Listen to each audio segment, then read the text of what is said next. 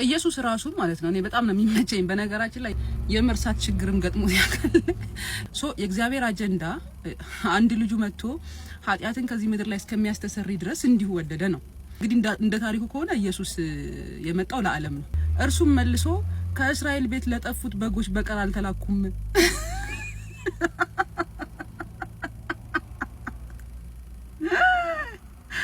ረሳ፣ ለዓለም እንደመጣ ረሳ። ኢየሱስ ራሱ ማለት ነው። እኔ በጣም ነው የሚመቸኝ። በነገራችን ላይ ኢየሱስ በጣም ይመቸኛል። ከኃጢአት በቀር ሰው ባለፈበት ሁሉ ነገር አልፏል ማለት የመርሳት ችግርም ገጥሞት ያውቃል። የመርሳት ችግርም ገጥሞት እንደሚያውቅ ያሳያል። እንዴት እንደሆነ ታውቃላችሁ?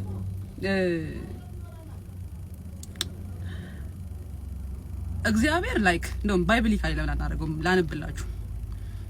በዮሐንስ ወንጌል ምዕራፍ 3 ቁጥር 16 ላይ በእርሱ የሚያምን ሁሉ የዘላለም ሕይወት እንዲኖረው እንጂ እንዳይጠፋ እግዚአብሔር አንድያ ልጁን እስኪሰጥ ድረስ ዓለምን እንዲሁ ወዷል።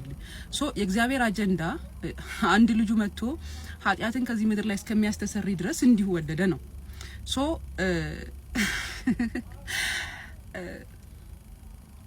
እንግዲህ እንደ ታሪኩ ከሆነ ኢየሱስ የመጣው ለዓለም ነው። ግን ኢየሱስ የሆነ ጊዜ የመርሳት ችግር ገጠመው። እንደኔ ኃይለኛ የመርሳት ችግር ገጠመው። ላንብላችሁ ከራሴ እንዳይመስላችሁ። ቆይ ማቴዎስ 15:24 እርሱም መልሶ ከእስራኤል ቤት ለጠፉት በጎች በቀር አልተላኩም።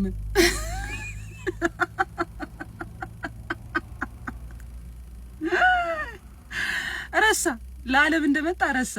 ኃጢአት አልሰራም እንጂ ያው መርሳት ደግሞ ኃጢአት አይደለም። ኦልሬዲ ረሳ፣ ለዓለም መምጣቱ ረስቶ። እርሷ ግን መጥታ ጌታ ሆይ እርዳኝ እያለች ሰገደችለት። እርሱ ግን መልሶ የልጆችን እንጀራ ይዞ ለቡችሎች መጣል አይገባም። ተሳደበ።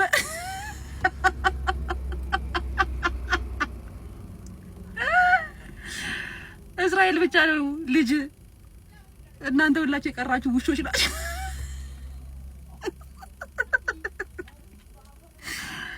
ሰምታይምስ ኢየሱስ ራሱ የእግዚአብሔርን አጀንዳ ይረሳል።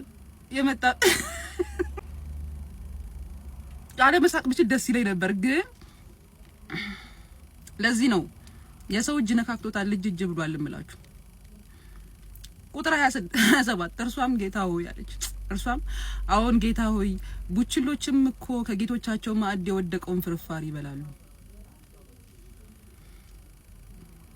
ከዛስ ቁጥር 28 በዚያ ጊዜ ኢየሱስ መልሶ አንቺ ሴት እምነትሽ ታላቅ ነው።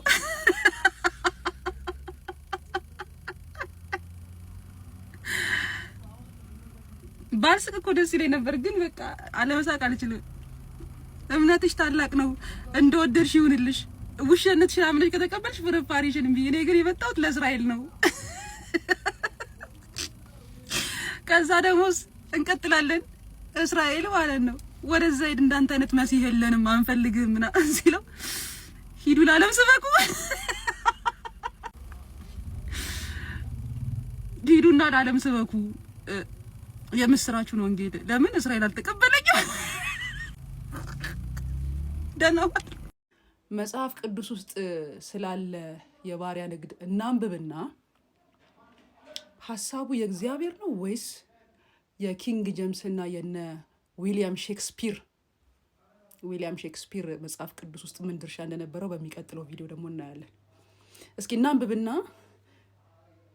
ውሳኔው ለእናንተ ወይ የእግዚአብሔር ሀሳብ ነው ትሉኛላችሁ፣ ወይ ደግሞ የዛ ግሩፕ ሀሳብ ነው ትሉኛላችሁ። እናንብብ እሺ።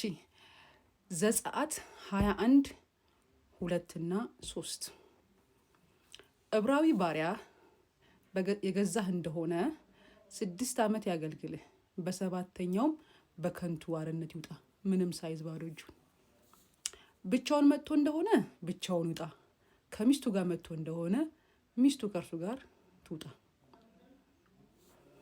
ጌታው ሚስት አጋብቶት እንደሆነ ወንዶች ወይም ሴቶች ልጆች ብትወልድለት ሚስቱንና ልጆቹን ለጌታው ይሆኑ፣ እርሱ ብቻውን ይውጣ። ይሄ የእግዚአብሔር ሀሳብ ነው። ከዛስ ዘጸአት 21 እዛው ማለት ነው 5 ቁጥር ላይ ባሪያውም ጌታዬን፣ ሚስቴን፣ ልጆቼንም እወዳለሁ፣ አርነት አልወጣም ብሎ ቢናገር ጌታው ወደ ፈራጆች ይውሰዱት። እሺ ዘሌዋውያን 25 ቁጥር 44 ወንድ ባሪያና ሴት ባሪያ መግዛት ብትፈልግ ግን በዙሪያቸው ካሉት ከእነርሱ ከአሕዛብ ወንድና ሴት ባሪያዎችን ግዙ። እሺ ከዛ ደግሞ ዘጸአት 21 ምዕራፍ 21 ቁጥር 20 ላይ ደግሞ ሰው ወንድ ባሪያውን ወይም ሴት ባሪያውን በበትር ቢመታ ቢሞትበትም ፈጽሞ ይቀጣ። የተመታው ግን 1 ወይም 2 ቀን ቢቆይ ገንዘቡ ነውና አይቀጣ። እግዚአብሔር ነው እንደዚህ የሚለው። እሺ እዛው ዘጸአት 21 ቁጥር 32 ላይ በሬው ወንድ ባሪያ ወይም ሴት ባሪያ ቢወጋ የሰውየው ማለት ነው የበሬው ባለቤት 30 የብር ስቅል ለጌታቸው ይስጥ፣ በሬውም ይወገር። 33 ሰው ጉድጓድ ቢከፍት ወይም በጉድጓዱ ቢቆፍር ባይከድነውም በሬው ወይም አህያው ቢወድቅበት የጉድጓዱ ባለቤት ዋጋቸውን በባለቤታቸው ይክፈል፣ የሞተውም የእርሱ ይሁን። ኤፌሶን 6 ቁጥር 5 ባሪያዎች ሆይ ለክርስቶስ እንደምትታዘዙ በፍርሃትና በመንቀጥቀጥ በልባችሁ ቅንነት በስጋ ጌቶቻችሁ ለሆኑ ታዘዙ፣ የእግዚአብሔር ፈቃድ እንደሚያደርጉ እንደ ክርስቶስ ባሪያዎች እንጂ ለሰው ደስ እንደምታሰኙ ለታይታ የምትገዙ አትሁኑ። እዛው ኤፌሶን 6 ቁጥር 9 እናንተም ጌቶች ሆይ ዛቻውን ትታችሁ እንዲሁ አድርጉላቸው፣ በእነርሱና በእናንተ ላይ የሚገዛ ጌታ በሰማይ እንዳለ በሰው ፊትም እንዳያደላ ታውቃላችሁና። ቆላስይስ 4:1 ጌቶች ሆይ እናንተ ደግሞ በሰማይና በሰማይ ጌታ እንዳላችሁ ታውቃላችሁና ለባሪያዎቻችሁ በጽድቅና በቅንነት አድርጉላቸው።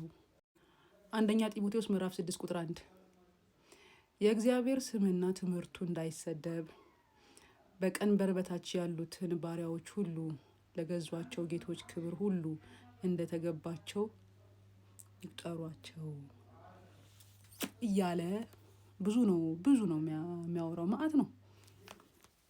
ግን የሆነ ጥያቄ ይሄ የባሪያ ንግድ ባይብል ላይ ያለ እንደዛ የሚለው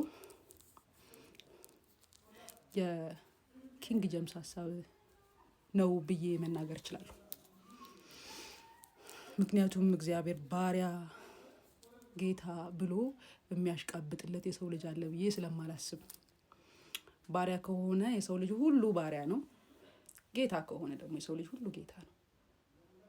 አንዱ ጌታ፣ አንዱ ሎሌ፣ አንዱ አሽከር ያደረገው አጅሬ ያደረጋቸው ሀሳቦች ናቸው።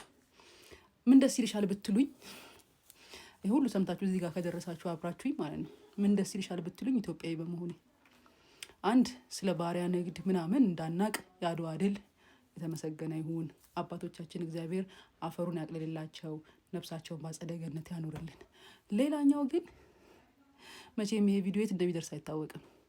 ኢትዮጵያ ውስጥ ትክክለኛውና እውነተኛው የእግዚአብሔር ሀሳብ መጽሐፍ ቅዱስ አለ እና እጅሬ ዛኔ ሲዘርፉ ከወሰዱት የተረፈ እውነተኛ ከሀስከፕ የተጻፈ ከመጀመሪያ እስከ መጨረሻ የእግዚአብሔር ሀሳብ ብቻ የሆነ የሰው ሀሳብ ያልተቀየጠበት መጽሐፍ ቅዱስ አለ።